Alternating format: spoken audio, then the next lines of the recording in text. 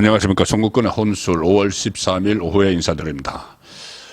한동훈 전 국민의힘 비대위원장이 어제 저녁에 원희룡 전 국토교통부 장관과 만나서 저녁을 함께 했다고 합니다. 전당대회를 포함해서 전당대회는 지금 7월로 거의 확정이 돼가는 상황이죠.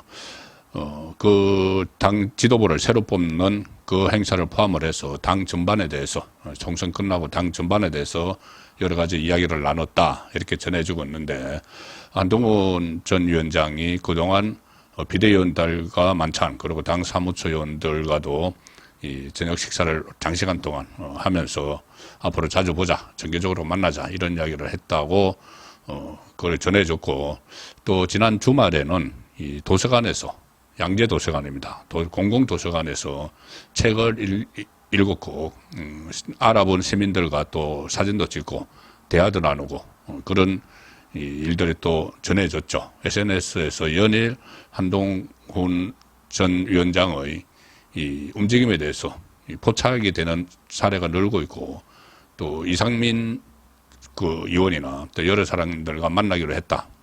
가수 김원국 씨도 마찬가지고, 이런 것들은 전부 그냥 예사롭게 넘기기에는 상당히 뭔가 몸풀기를 하고 있는 것 아닌가 그런 생각이 듭니다. 양재동 공공도서관에서 거기도 노출되는 장소죠. 거기서 책을 읽고 해서 시민들과 만났다. 이것도 하나의 워밍업으로 볼 수가 있는 겁니다. 특히 원희룡 전 장관은 앞으로 당권 도전을 할 가능성이 있습니다. 원희룡 전 장관도 그 전당대회에. 그러면 지금 시간이 거의 없죠.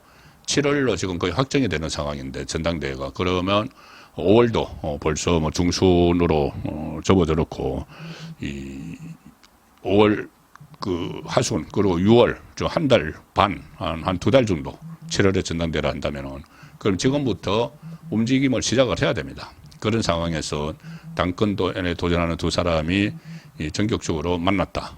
그러면 어떤 이야기를 나눴을까? 특히 원희룡 전 장관도 지난번 총선에서 인천 계양을에 이재명을 잡으러 갔었죠. 이재명 잡으러 갔었는데 결국은 실패했지만 그래도 도전을 했다. 상당히 큰 역할을 했다. 이런 평가를 받고 있습니다. 아무도 가기 꺼려하는 그런 곳에 험지에 갔었죠. 자, 그리고 또 그 원희룡 전 장관은 최근에 윤석열 대통령 비서실장 함합회원에도 올랐지만은 이 함성덕, 임혁백 두 교수가 그때 자기들 특사, 밀사 역할을 했다 하면서 이야기한 게 있죠. 물론 그 신빙성은 확인을 할 수가 없지만은 이 원희룡을 비서실장 하는 데 대해서 이재명이 콕 치고 반대 의사를 윤석열 대통령에게 표명을 했다. 이런 이야기도 있는데, 그것은 저는 그게 사실일 거라고는 생각하지 않습니다. 비서실장을 이재명의 의견을 물어봤다. 이게 사실이라고 생각하지 않는데, 어쨌든 그만큼 원희룡은 이재명도 어려워하는 상황이죠. 상대죠. 그래서 한동훈이 아니라면 원희룡도 자기 당 대표로서 그 이재명과 맞서는 탄핵 정국을 조정을 하려는 이재명과 맞서는 데는 또 적임자 중에 한 명이다. 그렇게 볼 수가 있기 때문에 한동훈, 이재명의 이제 만남은 좀 의미가 있다고 봅니다. 특히 정치적으로 조금 더 해석을 해보면 얼마 전에 제가 말씀드린 대로 대구시장 홍준표, 서울시장 오세훈 두 사람이 연일 한동훈을 비판을 하고 있죠. 총선 패배 책임론을 제기를 하고 있습니다. 그래서 제가 두 사람이 연대설까지 제가 말씀을 드렸는데, 홍준표, 오세훈, 홍오 연대죠. 그런데 거기에 맞서서 이재명에 대해서 이재명을 잡으러 갔던 원희룡, 그리고 전당대회에서 이재명 심판론을 계속 줄기차게 이야기를 했던 한동훈, 두 사람이 연대를 할 수도 있다. 그런 상황까지도 지금 그려볼 수는 있습니다.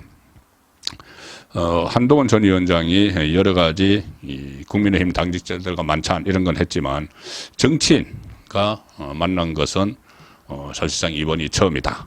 그래서 총선 때도 한동훈은 그 인천 계양을에 몇 차례 가서 응원을 했죠. 자, 그런 인연도 있습니다. 그래서 그리고 앞으로 어차피 한동훈, 원희룡 이 두 사람이 국민의힘을 이끌어가는 핵심 세력이 될 수 있다. 그런 측면에서 두 사람의 만남이 의미가 있고 그것은 곧 한동훈의 정계 복귀를 상징적으로 의미하는 것이 아닌가 그런 생각도 듭니다.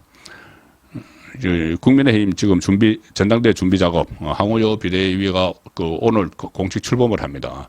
그래서 본격적으로 활동을 하면은 7월 중에는 전당대회가 열릴 수 있고, 이 상황에서 한동훈 전 위원장의 움직임이 상당히 그냥 예사롭지 않다. 그런 해석들이 나오는데, 특히 이 시점에 친한계라고 불리는 한동훈 전 위원장과 같이 총선 때 활동을 했던 사람들이 언론에서 이런저런 이야기를 많이 하는데 주로 이 한동훈 비대위원장이 사용했던 총괄선대위원장 얘기도 했죠. 그 선거 전략 2조 심판론, 이재명 조국 심판론 여기에 대해서 오세훈 서울시장이 강하게 지적을 하고 있죠. 강하게 그것을 총선 패배의 원인이다. 2조 심판론이 정책이나 비전을 내놨어야 된다. 이런 이야기를 하는데 거기에 대해서 반론을 펴기 시작을 했습니다. 한동훈 전 비대위원장 주변에서 채널 A 보도에 따르면은 한동훈 선대위 체제에서 선거 실무를 담당했던 핵심 인사가 2조 심판론이 잘못이라고 몰아가는 시각은 앞으로 이재명 조국 대표의 범죄를 용인하고 타협하자는 걸로 국민들께 오해를 받을 수 있다. 이렇게 비판을 했습니다. 그리고 선거 기간 내내 정권 심판론이 워낙 강했기 때문에 당시 이종섭 대사 등 대통령실발, 용산발 이슈가 계속 커져서 조금이라도 누구를 떨일 맞불이 필요했다. 그래서 불가피한 전략이었다. 이렇게 지금 반박을 하고 있습니다. 그냥 책임론을 덮어쓰지 않겠다는 이야기죠. 또 민생 이슈를 띄우지 않았다고 비판하지만 총선 당시 한동훈은 정치개혁, 국회 세종시 이전, 부가세 감면, 인구부 설치 이런 정책 공약도 많았다. 이렇게 또 반박을 했습니다. 물론 이 2조 심판원에 대해서 정책 분야를 던지기는 했지만 그것을 적극적으로 또 확산시키지 못한 실수는 있었다는 말씀은 제가 드린 바가 있습니다. 자, 지금 특히 이 탄핵 정국을 이재명이 예고를 하고 있죠. 이재명 조국이.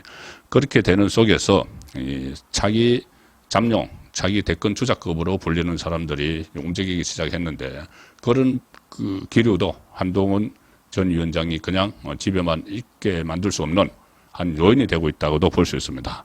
오세훈 서울시장이 그때 홍오연대 이런 말씀 제가 들었는데 홍준표가 막 한동훈을 공격을 하기 직전 니는 가만히 있거래 해서 이 두 사람 사이에 뭔가 연대가 이루어지는 것 아닌가 그런 말씀도 들었는데 그동안 오세훈 서울시장은 정치 현안에 상당히 침묵을 지켜왔습니다. 거의 자기 주장을 하지 않았죠.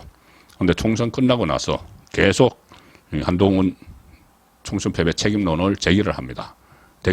자기 대권의 경쟁자로 인식을 하는 거죠. 최근에는 아부다비 해외 출장을 가서 거기서 정치 이야기를 했습니다. 기자들, 수행한 기자들과 간담회를 하면서 이번 총선은 외연 확장도 못했지만 보수도 결정 못 시켰다. 결국은 총괄선대위원장 한동훈을 공격을 하는 것이죠. 그리고 한동훈 앞으로 정치권에 다시 등판하는 문제에 대해서 본인이 알아서 할 일이다. 이렇게 일축을 하면서 그러면서도 이번 선거는 프레임 전쟁에서 졌다. 그러니까 한동훈 때문에 졌기 때문에 이번에 나서지 않는 것이 좋다. 이런 은연중에 그런 속마음도 표시하는 그런 상황입니다. 어쨌든 지금 22대 국회 개원을 앞두고 특검 정국을 넘어서 탄핵 정국이 조성되는 위험한 시기인데 여기서 가용한 인력은 전부 다 나와서 당권에 도전할 수도 있는 것이고 또 오세훈 서울시장처럼 또 이렇게 참전을 하는 간접적으로 참전을 하는 그럴 수도 있는 것이죠. 어쨌든 보수 우파 진영에서 가용한 인력이 모두 동원이 되는 그런 상황도 좀 조성이 되고 있는 것 같습니다. 선거권의 혼술이었습니다.